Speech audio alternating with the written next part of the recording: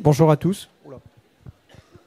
Bonjour à tous. On va vous faire une présentation sur les critères de choix du statut de votre entreprise ou de votre future entreprise.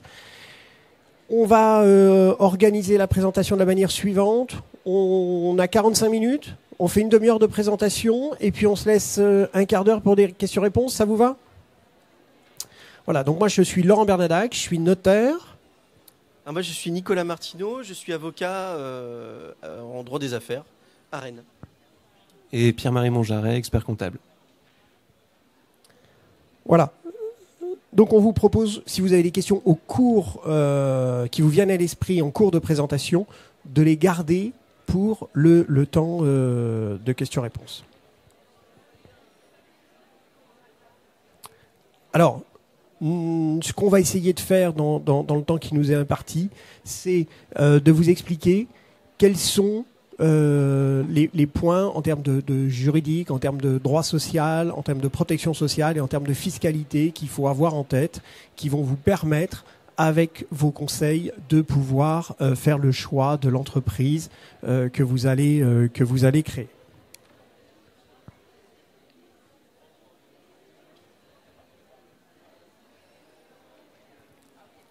Alors, on va voir donc les principes, les différents éléments, tant sur le plan juridique que sur le plan social ou sur le plan fiscal, qu'il y aura bien évidemment à prendre en compte et que vous devrez personnaliser avec vos conseils pour déterminer le choix de la structure qui vous conviendra le mieux. Alors, ça peut vous sembler être un long parcours de savoir comment choisir. Pourquoi ça semble difficile ? C'est parce qu'on a la chance d'avoir plein de possibilités. Quand vous avez le choix que d'une seule structure, alors on n'a pas de questions à se poser, c'est tel choix qui est imposé. Là, vous allez voir qu'il y a plein de possibilités et les choix que vous ferez auront une incidence sur votre responsabilité, sur votre régime social, sur votre régime fiscal. Donc, vous voyez, on a essayé de vous hiérarchiser un petit peu différents éléments. Un des premiers critères que vous allez avoir à prendre en compte, c'est est-ce que vous constituez cette entreprise seule ou est-ce que vous avez des associés ? Ça, déjà, ça va guider un petit peu. Et puis après, quelle va être l'ampleur de ma responsabilité si jamais, malheureusement, l'entreprise ne fonctionne pas ? Est-ce que mon patrimoine personnel va en pâtir ou pas ? Et puis, comment vont être imposés mes revenus ? Comment va être traitée ma situation sociale en ma qualité de dirigeant ? Donc, vous voyez, première chose, premier critère, je crée seul ou je crée à plusieurs. Alors attention, là je ne parle pas de savoir si on a des salariés. Je peux avoir une entreprise tout seul, être seul responsable de l'entreprise et avoir des salariés. La question n'est pas de savoir si j'ai des salariés ou pas. La question est de savoir est-ce que nous sommes plusieurs ou pas à porter le risque de l'entreprise. Ça va déjà guider votre choix. Si vous êtes dans un projet solo, eh bien, le nombre de structures qui vont pouvoir accueillir votre entreprise va être plus restreint. Ça sera soit une entreprise individuelle, soit une EURL, soit éventuellement une SASU. SASU, c'est une SAS unipersonnelle. Si vous êtes à plusieurs, vous allez avoir d'autres structures juridiques, comme la SARL, comme la SAS. Vous voyez ? Donc, à combien est-ce qu'on porte le projet ? Déjà, c'est un élément de critère de choix de votre future entreprise.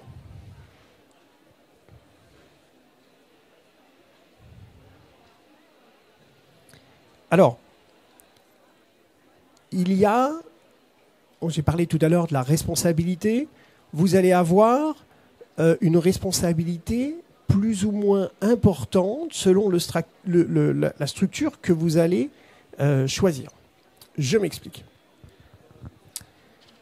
Vous avez déjà entendu parler d'un capital social dans une entreprise. Eh bien, il y a des entreprises dans lesquelles on va risquer que le capital social qu'on aura mis. Et puis, il y a des entreprises dans lesquelles je vais risquer ce que j'ai mis à l'origine dans l'entreprise, certes, mais également ce qui peut être mon patrimoine privé.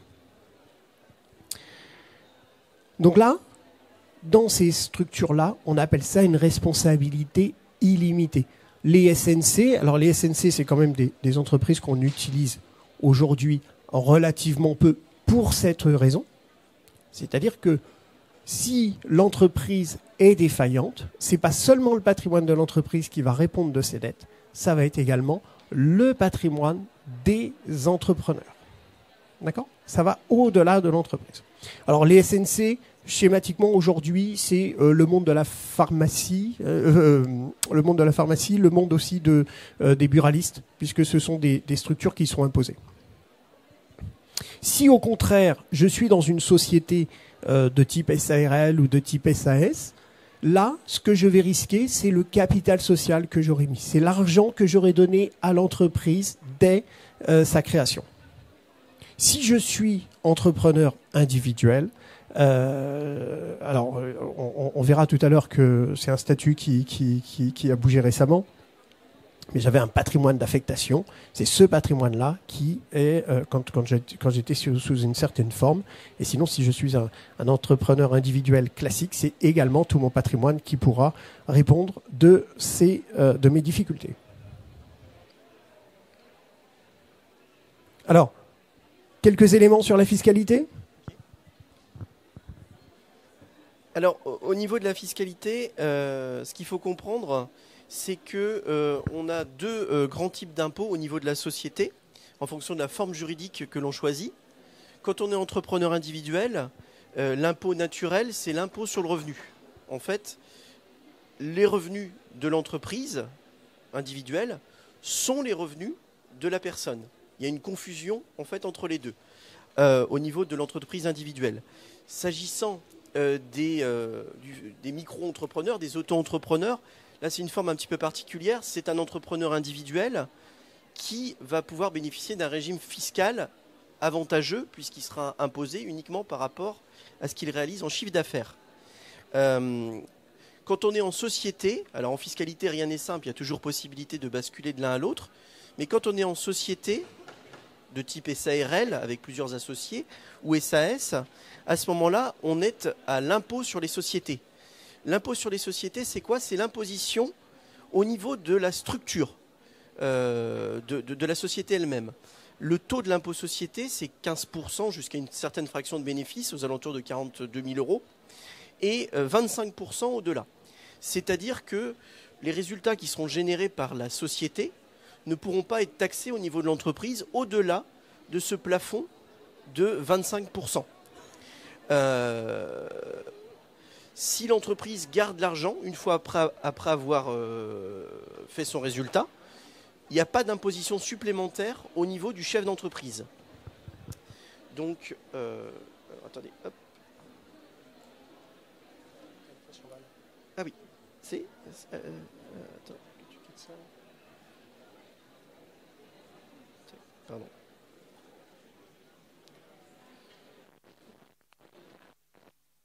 Que dire d'autre également sur l'imposition? Donc on a l'imposition au niveau de la structure. Ce qu'il faut retenir, c'est qu'une société qui marche bien, qui gagne bien sa vie, elle a tout intérêt à se placer sous l'impôt société avec un taux maximum d'imposition à 25%. Si vous êtes dans une entreprise individuelle qui fonctionne très bien, vous êtes au barème progressif de l'impôt sur le revenu et vous pouvez être imposé jusqu'à quasiment la moitié du résultat de l'entreprise, 45%. Donc c'est quand même avantageux de se placer au niveau à l'impôt société. Autre élément, ça c'est au niveau de l'entreprise. Au niveau de la rémunération du chef d'entreprise, il a deux façons de se rémunérer principalement. Au titre d'un mandat social, donc le président d'une SAS, le gérant d'une SARL par exemple, il va se verser donc une rémunération au titre de ses fonctions et l'imposition sera quasiment semblable à celle d'un salarié au niveau de sa déclaration d'impôt sur le revenu quand il se rémunère. Quand il se verse des dividendes, quand l'entreprise à l'impôt société lui verse des dividendes, à ce moment-là, il va être taxé à ce qu'on appelle donc la flat tax à 30%. C'est-à-dire que sur un dividende de 1000, d'un montant brut de 1000, il va en retirer 700 € à peu près. Hein. Les 300 € qui sont le delta, c'est pour l'État, au titre de l'imposition. Donc voilà pour ce qui concerne la fiscalité. Après, on repart sur du juridique. Je vous repasse. Merci.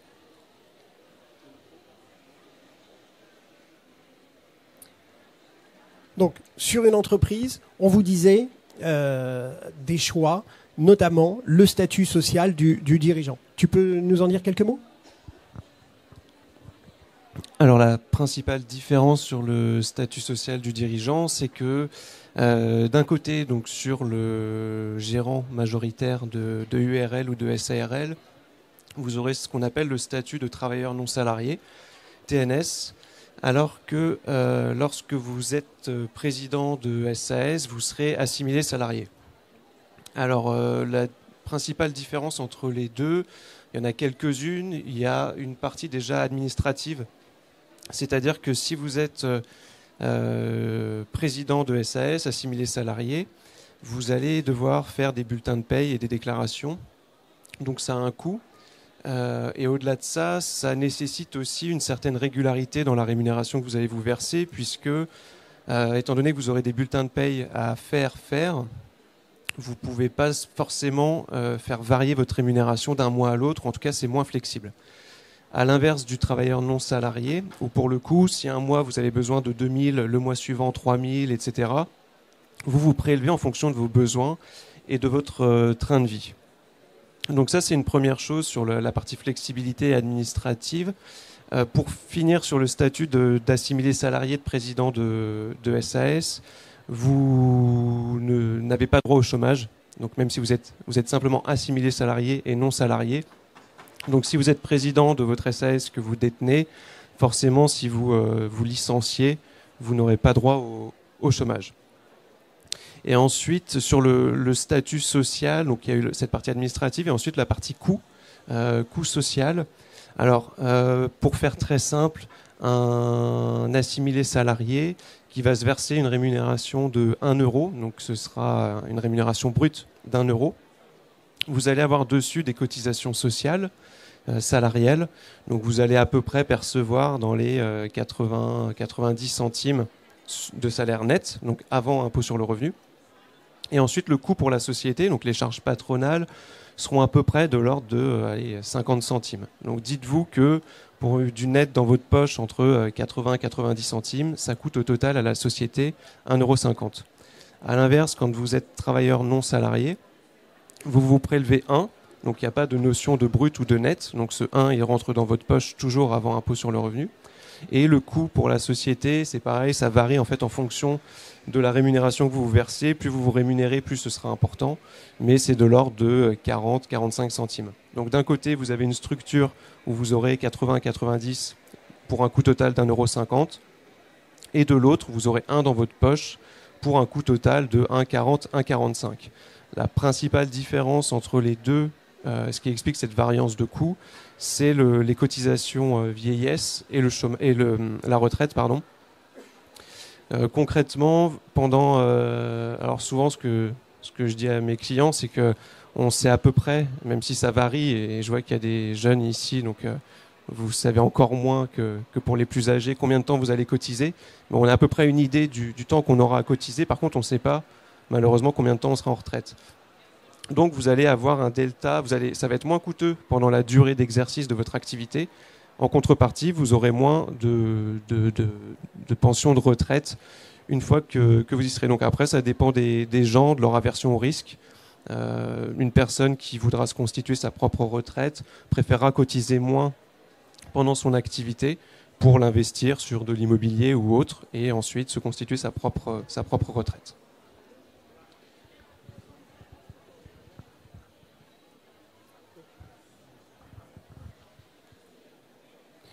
Donc, une première petite synthèse parmi les critères de choix, en tout cas sur le principe juridique. Est-ce que la création va impliquer plusieurs personnes ou pas? D'accord? Ce qu'on a vu, projet solo, projet collectif. Est-ce que je souhaite que mon patrimoine personnel soit protéger d'éventuelles difficultés que connaîtrait l'entreprise que je suis en train de créer.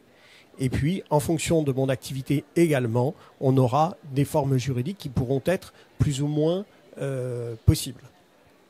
Vous avez d'autres impacts au choix, ce qu'on vient de vous parler. En fonction du choix que vous ferez, vous serez éligible à un régime fiscal de type impôt sur les sociétés ou impôt sur le revenu, mais vous aurez également des choix sur votre régime social.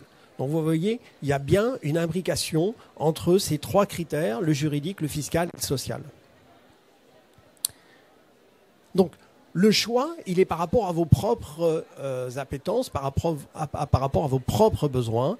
Vous devrez bien évidemment prendre en compte votre projet, mais avec qui je vais le faire, quelle protection est-ce que j'estime avoir besoin, que ce soit par rapport à mes biens, que ce soit par rapport à l'entreprise, mais également aux salariés. Donc, petite synthèse, on vous refera également une synthèse sur le social et sur le fiscal. Si vous créez seul, vous voyez, j'ai des choix entre des sociétés dites EURL, SASU. Donc là, c'est une vraie société. J'ai créé des statuts, j'ai créé un être juridique qui est différent de moi, alors que je peux également créer une entreprise seule, sans pour autant créer de statut. Je serai en entreprise individuelle. Si je crée une société, elle va avoir son propre patrimoine. C'est un être juridique différent de moi. Elle aura, donc, j'aurai moi une responsabilité qui sera limitée à ce que j'aurai transféré dès le début à cette société, ce qu'on appelle nos apports. Si je suis en entreprise individuelle qui profite d'une protection type EI, j'aurai un patrimoine distinct, ce qu'on appelle un patrimoine d'affectation. Bien évidemment, ces principes connaissent toujours des limites.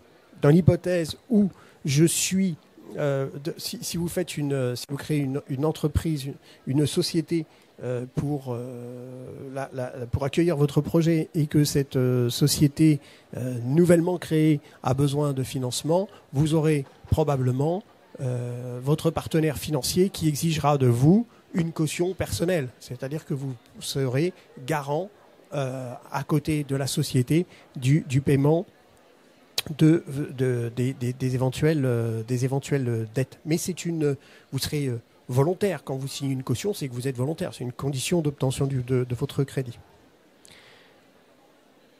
Si je crée une société, encore une fois, une SASU par exemple, eh bien, je vais devoir rédiger des statuts, je vais devoir apporter un capital social, j'aurai moins entre guillemets, de contraintes administratives si je suis sous le format d'une entreprise individuelle.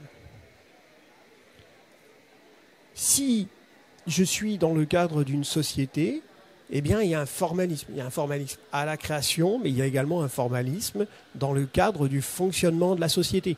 Je vais prendre une décision seule, mais ça serait quand même une décision de l'associé unique. Je n'ai pas tout à fait la même formalisation de la vie dans l'entreprise individuelle.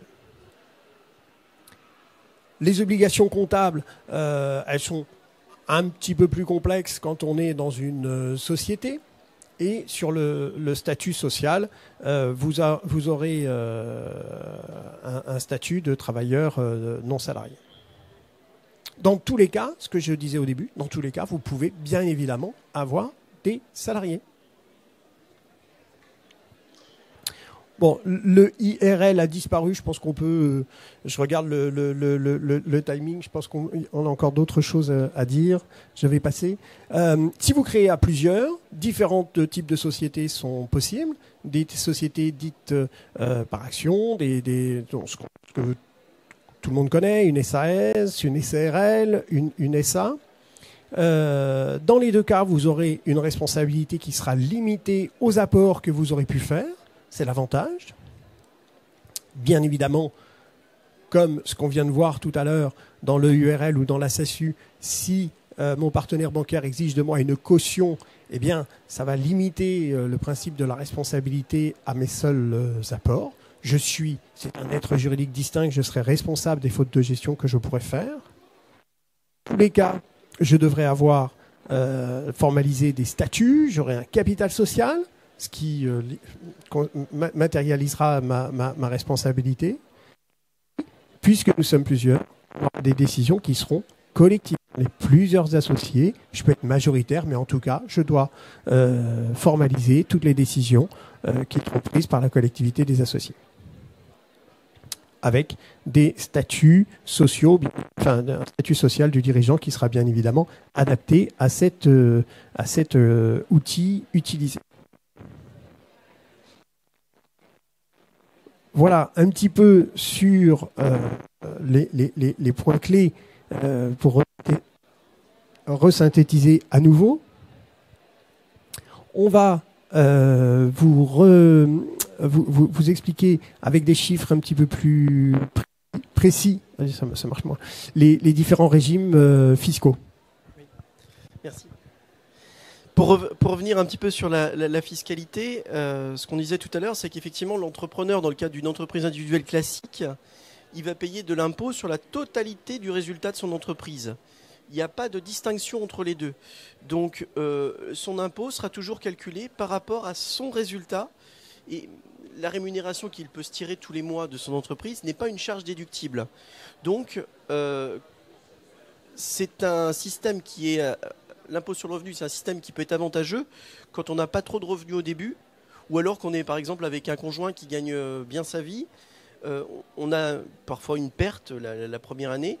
Ça permet d'équilibrer en fait les revenus de tout le foyer fiscal des deux personnes. Maintenant, il faut bien voir que même si je ne prends pas tout l'argent de l'entreprise, toute la trésorerie qu'elle peut générer, même si je n'appréhende pas tout l'argent, pour l'administration fiscale et pour l'administration, pour l'impôt sur le revenu, au regard de l'impôt sur le revenu, je suis quand même réputé avoir perçu cet argent. Donc mon impôt sera calculé par rapport à la totalité du résultat. Quand on est à l'impôt sur les sociétés, c'est l'entreprise, c'est la société, donc la SARL, la SAS, le URL, la SASU, qui va payer son propre impôt. Au taux qu'on a évoqué tout à l'heure, taux réduit à 15% jusqu'à une fraction de bénéfice, alors qui va jusqu'à 42 500 € et 25% au-delà, sans jamais pouvoir excéder 25%. Contrairement à l'impôt sur le revenu qui va jusqu'à 45% et demi. Donc le fait d'être à l'impôt société est un avantage certain pour l'entreprise. L'entrepreneur, lui, à titre perso, ce qu'il va payer simplement, c'est ses rémunérations. Quand il est en société, s'il se prend une rémunération de mandat social, à ce moment-là, il va la déclarer sur son impôt sur le revenu et c'est comme un salarié. Ça marche à peu près comme un salarié. Donc, ce sont les deux principaux régimes. Quand on est en rentrant un petit peu plus dans le détail, quand on est en entreprise individuelle, alors, le principe, c'est qu'on est à l'impôt sur le revenu. Mais, dans l'impôt sur le revenu, on a différentes catégories. On a l'imposition au réel, c'est-à-dire que le résultat imposable de l'entreprise sera constitué de son chiffre d'affaires moins ses charges déductibles telles qu'elles ont été réellement payées, donc sur présentation avec toutes les factures et tout ce qui va avec. Et le résultat est soumis au barème progressif de l'impôt sur le revenu jusqu'à 45% et demi. Quand on est en micro-fiscal, c'est un régime fiscal particulier, c'est une option fiscale qui se fait à la création de l'entreprise et qui est conditionnée par certaines conditions de chiffre d'affaires notamment. C'est plus simple. Le résultat imposable de l'entreprise, c'est son chiffre d'affaires moins un abattement forfaitaire c'est-à-dire qu'on évalue les charges de façon globale, sans rentrer dans le détail, ce n'est pas du réel. On dit, si par exemple vous êtes dans le commerce, dans l'achat-revente, vos charges vont représenter 71% de votre chiffre d'affaires. C'est un exemple. Dans d'autres domaines, ça va être 50% ou 34%. 34%, c'est notamment dans les entreprises de prestation de services. On considère que les charges, en théorie, sont moins élevées. Et le résultat est soumis au barème progressif de l'impôt sur le revenu. Dans une autre option, en micro-fiscal simplifié, alors c'est l'auto-entrepreneur au sens strict, d'un point de vue fiscal, parce que l'auto-entrepreneur, ça n'a pas beaucoup de sens d'un point de vue juridique. C'est un entrepreneur individuel qui bénéficie d'un régime fiscal et social spécifique. En microfiscal, c'est moins risqué, puisque votre impôt sur le revenu, il est calculé par rapport au chiffre d'affaires encaissé. Donc ça, c'est un point important, parce qu'on peut très bien émettre des factures, mais ce n'est pas pour autant qu'on a émis la facture qu'elle va nous être payée. On peut avoir un litige avec le client, le fournisseur, etc. Donc, en microfiscal, on va calculer l'impôt par rapport à un pourcentage de ce chiffre, toujours en fonction de la nature de l'activité qui est exercée. Pour ce qui est de la TVA, donc la TVA, ça peut être un avantage concurrentiel, parce que quand vous êtes en microfiscal ou en microfiscal simplifié, vous avez la possibilité de ne pas payer de TVA et de ne pas facturer la TVA. Alors c'est un petit peu à double tranchant parce que l'avantage, c'est que quand vous facturez à vos clients, vous êtes mécaniquement 20% moins cher que les concurrents. Par contre, l'inconvénient, c'est que si vous avez des achats à faire pour financer votre production, vous ne pouvez pas déduire la TVA. Donc vous payez mécaniquement 20% plus cher que vos concurrents. Donc c'est à voir. Si vous êtes dans une entreprise où il y a beaucoup d'achats-reventes, on a tout intérêt à plutôt être à la TVA. Quand il n'y a pas beaucoup dans une entreprise de prestation de services purs, là il y a un vrai avantage à ne pas être à la TVA dès lors qu'on ne dépasse pas certains seuils de chiffre d'affaires. Enfin, pour terminer sur cette synthèse fiscale, comme rien n'est simple en matière de fiscalité, le législateur a permis, dans certaines conditions, et le permet aussi d'ailleurs aux sociétés, d'opter pour l'impôt sur les sociétés. Alors, dans les faits, on le voit rarement. C'est un petit peu une hérésie, puisqu'on a un entrepreneur individuel qui est soumis à l'impôt sur les sociétés. Donc ça ne veut pas dire grand-chose, mais toujours est-il que du coup, on se place dans la même situation qu'une société. Le résultat imposable, c'est le chiffre d'affaires, moins les charges déductibles au réel, et avec une taxation à l'IS. Dans la pratique, on voit assez peu, on voit très peu ce cas de figure-là. L'entrepreneur individuel qui choisit d'être à l'impôt société. Dans la plupart des cas, on est logique jusqu'au bout, on se met en société et on bénéficie de l'impôt sur les sociétés. Oui.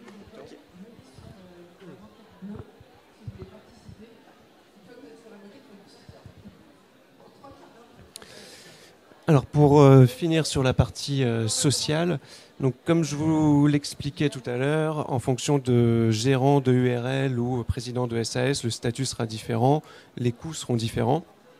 En étant entre SARL, EURL et entreprise individuelle, vous aurez dans les deux cas le statut de travailleur non salarié. Et pour rejoindre ce qu'a dit Nicolas, c'est que, en effet, lorsque vous êtes en entreprise individuelle, c'est plutôt adapté lorsque vos revenus, ou en tout cas votre résultat est relativement faible. Pourquoi ? Parce que vous êtes imposé fiscalement, comme il l'a dit, sur la totalité du résultat, mais également socialement, comme si c'était de la rémunération, alors que potentiellement, vous n'avez pas besoin de l'ensemble de votre résultat pour votre train de vie. C'est là où la forme de société, qu'elle soit de URL ou des SARL, peut être peut être plus intéressante, puisque ça va vous permettre d'arbitrer, d'optimiser, en ne payant des cotisations sociales et donc de l'impôt sur le revenu également que sur la partie rémunération dont vous avez besoin, et laisser le reste imposé à l'impôt sur les sociétés, ce qui vous permettra ensuite d'être réinvesti ou de l'utiliser comme bon vous semble dans le cadre de votre activité. Donc l'assiette des cotisations, donc lorsque vous êtes en EI sociétalière ou gérant majoritaire, donc ce sont vos revenus professionnels, donc c'est ce que je vous indiquais, c'est-à-dire que ça va être soit ce que vous prélevez dans les formes de société, soit votre résultat dans l'entreprise individuelle. Et en micro-entreprise, donc c'est sur le même principe que le micro-fiscal, vous avez du micro-social qui est basé sur votre niveau de chiffre d'affaires ou sur votre résultat également. Voilà. Et donc enfin sur la rémunération gérant minoritaire égalitaire dirigeant de SAS, donc vous êtes assimilé salarié comme je vous l'indiquais tout à l'heure. Donc voilà, entrepreneur individuel, gérant majoritaire de SARL ou EURL, vous êtes TNS, travailleur non salarié, et gérant minoritaire ou égalitaire de SARL ou président de SAS, vous êtes assimilé salarié. Donc dans les deux cas, vous êtes au régime général. Vous avez, donc comme je vous l'indiquais, pour assimiler salarié, vous n'avez pas de couverture chômage. Et ensuite, le calcul, le calcul se fait sur l'assimilé salarié, étant donné qu'il y a des bulletins de paye, donc c'est en fonction de votre bulletin. Et sur les travailleurs non salariés, c'est en fonction de ce que vous vous êtes rémunéré les années précédentes. Donc si en 2023, vous vous rémunérez 40 000, vous êtes censé payer des cotisations au fur et à mesure de l'exercice. Cependant, l'URSSAF n'a l'information que l'année suivante. Donc ils vous feront potentiellement des régularisations à la hausse ou à la baisse, selon que la base de cotisation était plus ou moins élevée sur l'exercice concerné. Et donc voilà, le taux donc, sur les prélèvements en TNS, c'est environ 46%. Et au total, assimilé salarié, c'est environ 80% du net. Et vous avez la possibilité d'avoir des régimes facultatifs qui, dans certains cas, peuvent être déductibles de votre revenu pour vous permettre d'avoir une meilleure couverture sociale.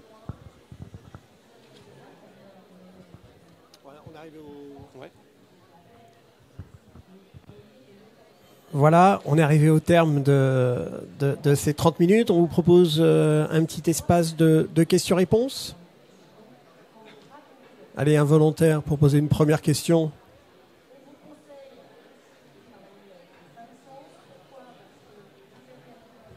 Je vous apporte le micro, madame. Alors moi j'avais une question concernant les SARL familiales. Est-ce que vous pouvez juste nous dire quelle est la différence avec la SARL simple ?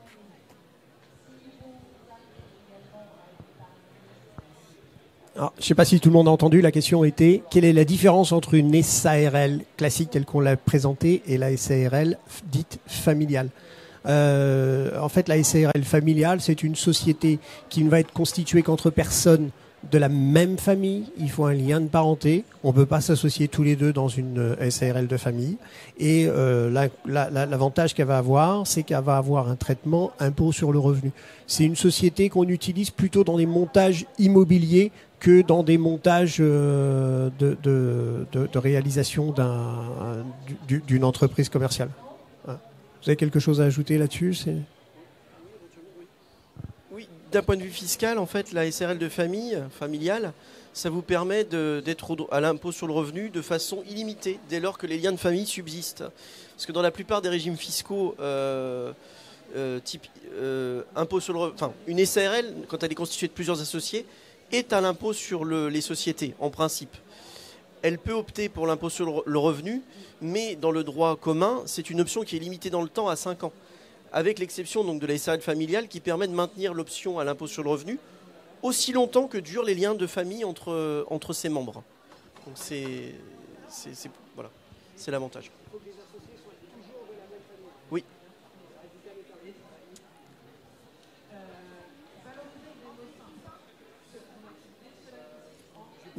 Je pense pas, non. Proches parents jusqu'à beau-frère, belle-sœur, tout ça, mais pas au-delà des liens. Voilà. D'autres questions ? Bonjour. Au niveau de l'EI, vous avez dit tout à l'heure que le patrimoine était protégé. Au niveau UERL, vous parliez de l'apport, mais le patrimoine également, le patrimoine personnel ?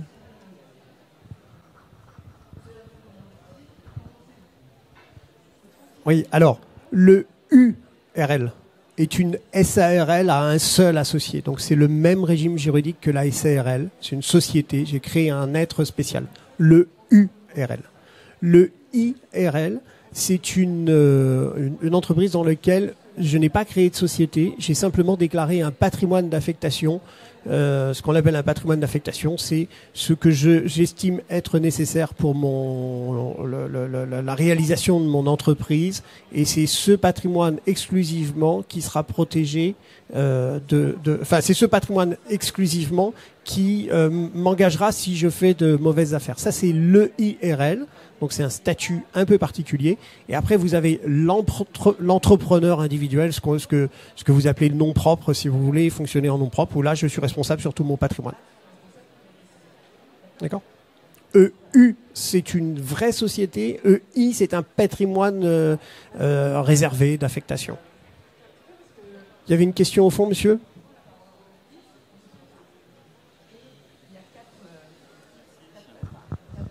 Oui, bonjour. J'avais une question pour une personne en fait qui serait bénéficiaire de l'allocation chômage, donc qui toucherait l'ARE et qui crée une entreprise et qui souhaiterait continuer à percevoir son ARE en début d'activité, disons si possible l'intégralité de cette ARE.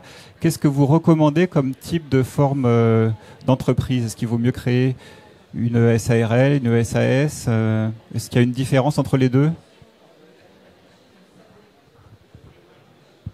Merci. Alors dans ce cadre-là, on a plusieurs distinctions. Lorsque vous êtes dans une forme de société qui est à l'impôt sur le revenu, dès que vous allez faire du résultat, le Pôle emploi va reprendre ce résultat et le considérer comme étant de la rémunération et va venir ajuster vos cotisations, le maintien de vos droits en fonction de ce résultat. Donc si finalement vous avez fait plus que le montant de vos droits, eh bien vos droits s'éteindront ou en tout cas seront prolongés jusqu'à ce que votre résultat diminue pour vous permettre de continuer de percevoir des droits. L'objectif, c'est de vous donner un maintien de salaire et de vous permettre d'exercer votre activité sans avoir la pression forcément de vous rémunérer. C'est pas censé être un moyen de financement. Après, dans d'autres cas, vous pouvez également être sous une forme de société, donc EURL, SARL ou SAS. Et là, ce sera en fonction de la rémunération que vous vous octroyez que le différentiel se calculera. Donc si vous ne vous rémunérez pas sur la société, eh bien vous aurez le maintien de vos droits jusqu'à l'extinction de ceux-ci. Et dès que vous allez vous rémunérer, eh bien vous allez le déclarer. En fait, chaque mois, vous devez vous déclarer en disant le nombre d'heures et la rémunération que vous avez perçue. Eh bien en fonction, ils ajusteront vos droits également. Donc ce qui peut arriver aussi, mais qui est très border, c'est des gens qui vont créer des SAS, ne pas se rémunérer et se verser éventuellement des dividendes. Bon, c'est pas juste parce que le dividende est censé être une rémunération du capital et non du travail, et donc une personne qui est seule dans sa SAS et qui se rémunère exclusivement avec des dividendes, eh bien elle est dans la limite puisque il exerce son activité à plein temps dedans et donc ne pourrait en théorie pas se rémunérer qu'en dividende.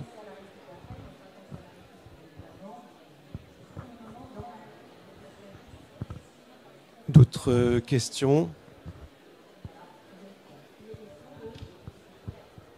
On était particulièrement clair ou particulièrement ennuyeux, je ne sais pas.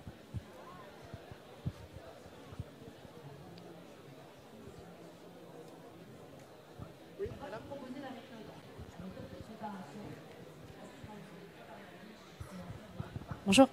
Vous parliez tout à l'heure de la fiscalité, le système d'imposition. Est-ce que c'est sur le chiffre d'affaires ou est-ce que c'est sur le compte de résultat, en fait, sur le résultat par rapport à l'entreprise individuelle, par exemple? On sera imposé à l'impôt sur le revenu sur le résultat, sur le BE ou sur comment dire, le chiffre d'affaires de l'entreprise?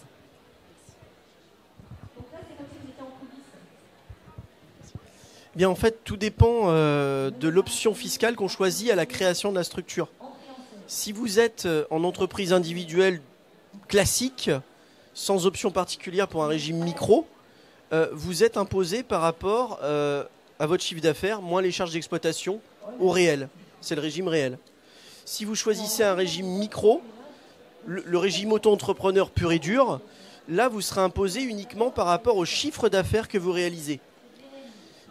Si vous êtes imposé au régime micro qu'on a vu juste avant, à ce moment-là, on aura une imposition par rapport au chiffre d'affaires, moins des charges calculées de façon forfaitaire, mais sur un résultat. Donc c'est le chiffre d'affaires, moins les charges d'exploitation, égale résultat d'exploitation, alors qu'il peut être corrigé par un résultat exceptionnel éventuellement, mais globalement c'est ça. Donc tout dépend de l'option fiscale qui est choisie au moment de la création de la structure. Sachant que vous pouvez être auto-entrepreneur, vous pouvez bénéficier d'un régime micro. Par exemple, si vous ne dépassez pas, en fonction de la nature de l'activité, à peu près 190 000 euros de chiffre d'affaires, c'est 188 000 et des poussières, de chiffre d'affaires hors taxe, vous pouvez bénéficier du régime micro quand vous êtes en achat-revente, en achat-revente dans le commerce. Et le seuil est un petit peu plus bas, il doit être aux alentours de 77 000 euros et des brouettes, enfin il évolue tous tous les ans, il évolue assez fréquemment, quand vous êtes en prestation de service pur. Si vous dépassez pas ces seuils, vous pouvez bénéficier du régime de l'auto-entrepreneur, enfin du régime micro-fiscal. C'est bon?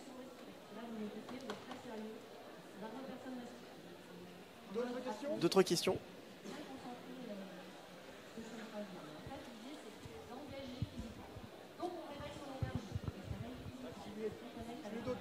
Merci pour votre écoute.